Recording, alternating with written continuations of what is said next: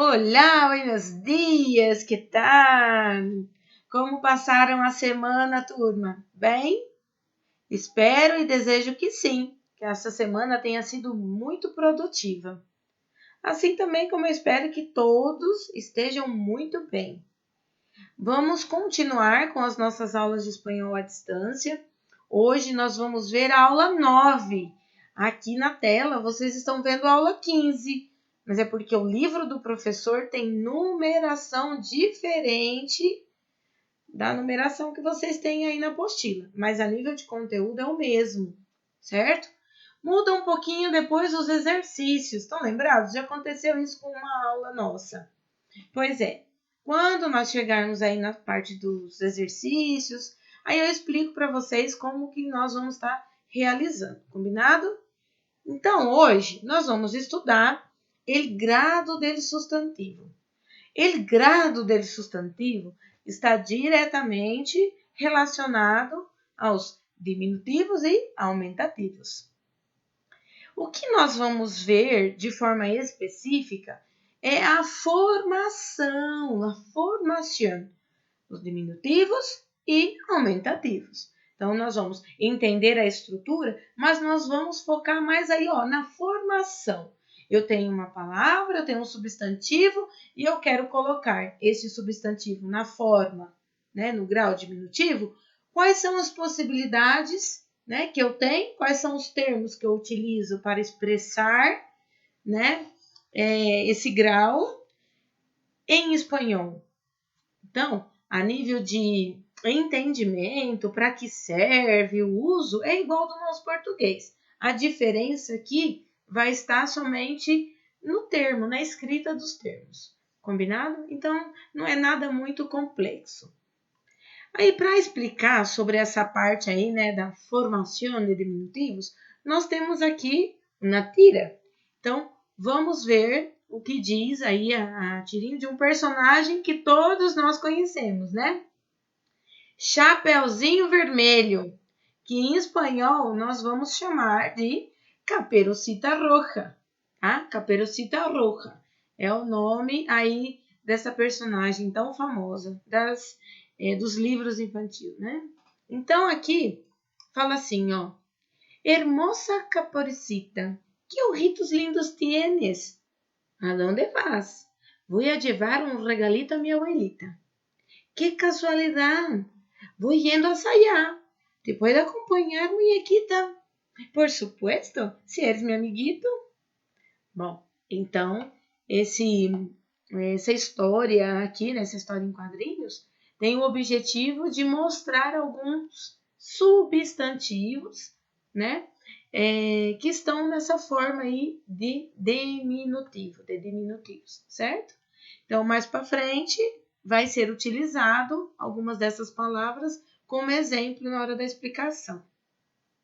Então, descendo aí um pouquinho, nós temos os termos que são considerados, em grados de diminutivo. Fala assim, na tira de arriba há algumas palavras que são em grado diminutivo. Escute a tu professor e subraia-las. Então, vamos subrayar. Mira. Primeira palavra, ojitos. Então, sublinha aí, ojitos, subraya. Depois, regalito. Outra, abuelita. E depois, muñequita. E por último, amiguito. Então, são essas as palavras que vocês vão sublinhar, subrayar.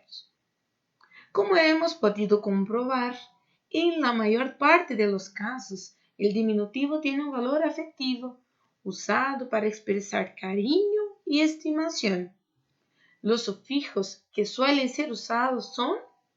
Então, nós temos 4 possibilidades, certo? De termos que são utilizados para o diminutivo, Todos eles têm a sua forma feminina e masculina. Então, de um lado nós temos o masculino e do outro nós temos o feminino. Primeiro termo que eu posso utilizar para esta função.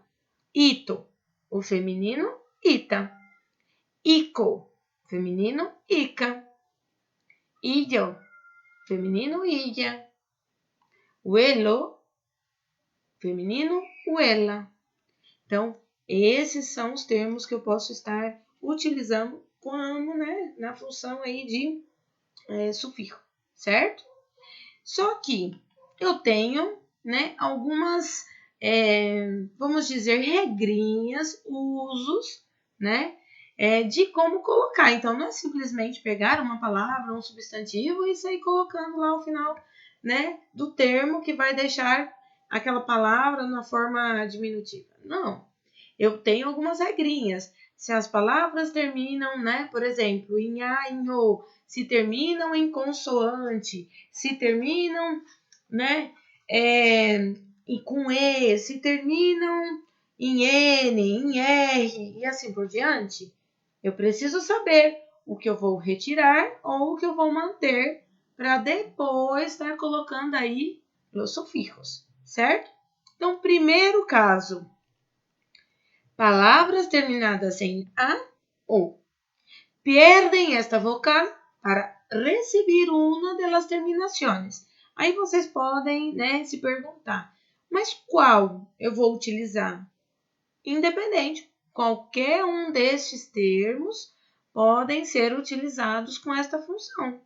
Tá? Não existe o melhor, o mais correto. Não, todos eles podem ter esta função. Então, aqui nós temos um exemplo para cada terminação. Um exemplo para a terminação A e um exemplo para a terminação O. Vestido fica vestidito. O que eu fiz aqui nessa palavra, no substantivo? Eu tirei o O e coloquei a opção do ito, porque vestido é uma palavra masculina. Roupa, eu tirei o A e coloquei o ita, que é a mesma opção de termo, só que agora no feminino, certo? Feminino em espanhol, sim? Então, roupa, roupita, vestido, vestidito, certo? Simples, né? Então, aí, na sequência, nós vamos ver o segundo caso. Palavras terminadas em consonante, exceto NR. Simplesmente se les añade el sufijo. Então, aqui já são as palavras, os substantivos, né? Que terminam com consoante, menos N e R. Menos. Qualquer outra consoante que não seja o N e o R, você só vai acrescentar o sufixo ao final da palavra, sim? Então, ángel, angelito, eu não tive, nenhuma alteração aqui na palavra, Da forma que ela está, ela permaneceu. O que eu tive aqui de diferente? La tilde, o acento, né? E aí, essa parte aqui da regra de acentuação, nós já vimos em outro momento, né? Então, arroz, arrocito, neste caso, la Z cambia para C. Então, no caso aqui das palavras, né? Como o exemplo aqui da palavra arroz em espanhol, que nós vamos pronunciar arroz, eu tiro o Z e vou colocar um C para formar o diminutivo de forma correta, tá? Em todos os casos que tiverem a terminação em Z, quase todos, não 100%, né? Não posso generalizar. Não faz parte, olha, da regra, certo? Não faz parte. Então, não tem uma regra específica para o Z. Ela entra aqui dentro da regra das consoantes, sim? Mas algumas palavras. Uai, professora, como que eu vou saber? Novamente, eu vou explicar, né? Estudiosos sempre estão falando sobre isso, né? Não existe outra possibilidade de eu conhecer o masculino, o feminino, né? O diminutivo ou aumentativo, que seja, de uma palavra sem utilizar o dicionário. Quando eu não tenho este conhecimento por uso, né? Que a gente acaba, né? De tanto utilizar uma palavra, na prática eu, né? Meio que vou, entre aspas, né? Automático, né? Eu não fico assim pensando tanto, eu já utilizo. Então, em espanhol é a mesma coisa, certo? 3.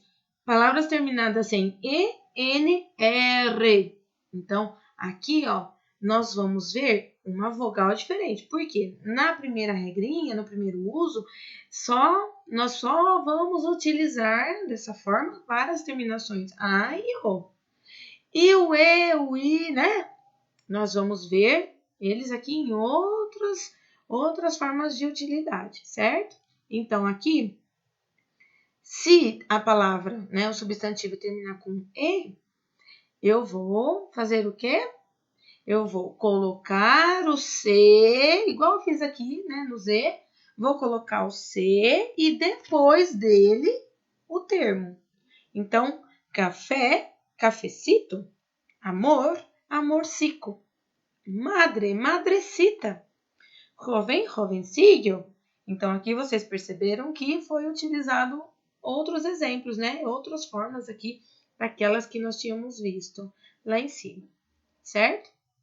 Próximo uso, o quarto, los monossílabos y disílabos com os diptongos e, ie, ue. Aqui, ó, apareceram, né?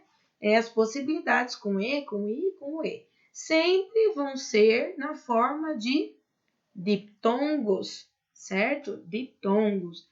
Então, aí diz assim, ó, los monossílabos y disílabos con los diptongos e y u, e en la primera sílaba o acabados en los diptongos ia, io, ua, se las acrescenta esito, esico, esillo, esuelo. Então, aqui nós vamos ver uma diferença desses conceitos que nós estávamos vendo antes. Nós falamos de vogais de forma individualizada, foi o caso do A, do O e do E.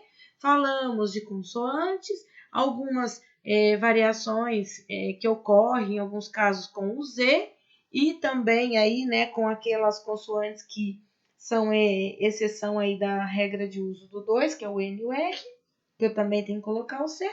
Agora nós estamos falando de duas vogais juntas numa mesma palavra, certo? Pode ser um monossílabo ou também um dissílabo, certo? A explicação, né, de monossílabo e dissílabo nós também já vimos quando comentamos sobre acentuação. Mas, se mesmo assim alguns tiverem dúvida, o conceito a nível do que significa é igual ao do português. Quando a gente fala monossílabos, dissílabos, é a mesma coisa, tá? Exemplos. Flor, florecita. Pan, panecillo. Huevo, huevecito. Vidrio, vidrecito. Hierba, hierbecita. Então, esses foram os exemplos para o quarto tipo de uso, né, relacionado aos diminutivos. Agora, nós vamos entrar na formação de aumentativos. Então, aqui nós temos, né, um cartaz que está relacionado aqui, é um cartaz, mas é um cartaz, é a capa, vamos dizer assim, de um filme, né? Então, fala assim, ó, fíjate en la el cartel, tá errado isso aí. Fíjate en el cartel, não tem esse A, tá bom? Não sei se o de vocês está assim, tá errado. Fíjate en el cartel, não tem esse A, cartel é masculino, então o artigo que acompanha é o ele e não o lá, tá bom? Então risquem aí por gentileza. Fíjate en el cartel anterior en que la palabra latón está con sufijo on del aumentativo. Los aumentativos, al igual que los diminutivos, no tienen un único sufijo para determinar su grado. Las terminaciones más frequentes de aumentativos son...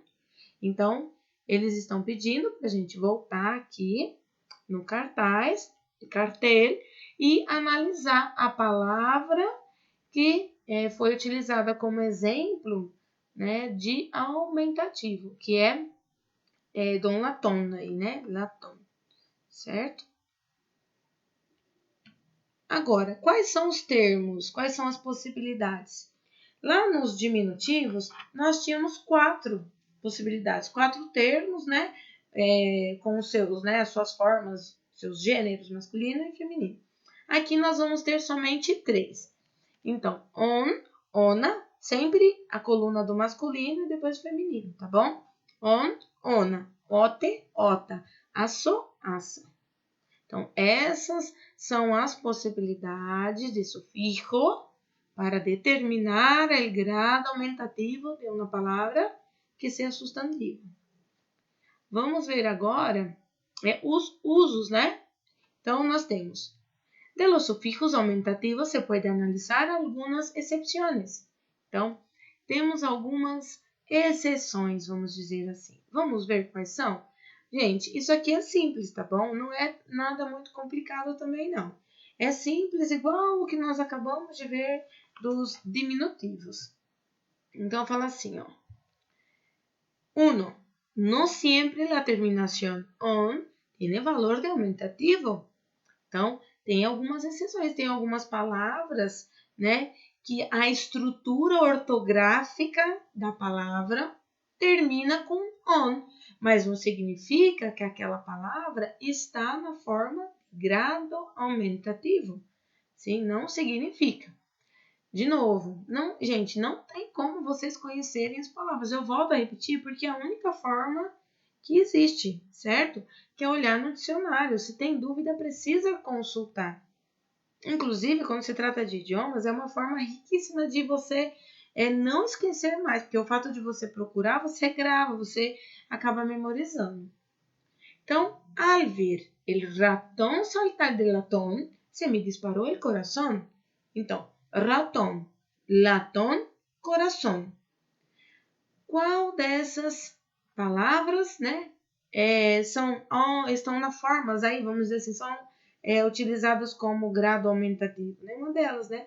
Ratón é o rato, certo? Porque rato é um momento curto em espanhol. Então, ratón é o animal, o rato, certo? Latón é o quê? É uma lata, né? Uma lata grande, né? Como que eu vou dizer? Em português a gente fala também, né? Um latão, né? Uma lata. Só que aqui, no caso do... Se me disparou el coração. Então, coração, né? É uma parte do corpo humano. Então, nenhuma dessas palavras está en el grado aumentativo. Nenhuma.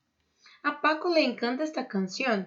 Canção, em espanhol, canción, também não está na forma de grado aumentativo. Então, a estrutura das palavras, o que elas representam a nível ortográfico, né, coincide, vamos dizer assim, entre aspas, né, com a terminação dos aumentativos, tá bom? 2. Pode também significar golpe dado com algo.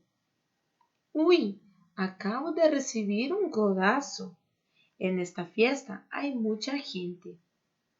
Hubo mucha pelea entre las hinchadas. Todos salieron distribuyendo puñetazos. Então, aqui, né, assim como no exemplo de cima, né, também posso ter palavras que terminam, né? Olha, vamos voltar aqui. Ó, nós vimos essa terceira opção de termo, que era aço-aça. E aqui, esse segundo uso, aqui, essa segunda exceção de uso, né? Está utilizando esta forma aqui, ó. Está utilizando aço. Então, codaço, codo, é o cotovelo. Então, aí está dizendo que você acabou de levar uma cotovelada, né? Uma cotovelada, em espanhol seria um codaço, tá? E aí tá falando, né, que quando tem palavras nesta forma, né, terminadas em aço ou em asa, se for feminina, né, e tiver o significado de um golpe dado com algo, ou seja, golpe seria o quê? Uma pancada, né, uma pancada uma pancada que você levou com alguma coisa. No caso aí foi com el codo, no caso o cotovelo, certo? 3. Además de significar aumento de tamaño, la terminación aso, asa, puede indicar una apreciación positiva. Nicolás mide 1,60, pero es un hombrazo. Que ojazos tienes? Son muy atrativos. Então, esta terceira forma aí, né, que nós podemos utilizar em relação ao grado de aumentativo, a formação de aumentativo, está dizendo que, além do significado, né, de essa proporção de aumentar, né, o tamanho, né, também pode indicar um apreço, né, uma admiração de forma positiva, tá? Então, é o que está acontecendo aí nestes dois exemplos. Então, pessoal, sobre a aula número 9, né, de vocês, que fala sobre o grado do substantivo, é isso que nós vamos ver. Na sequência, vocês têm, né, um exercício, eu não vou descer porque o que está aqui na tela é diferente do de vocês, porque eu expliquei no início da aula, tá bom? Nós não sabemos ainda porque isso está acontecendo, mas tem essas diferenças aí.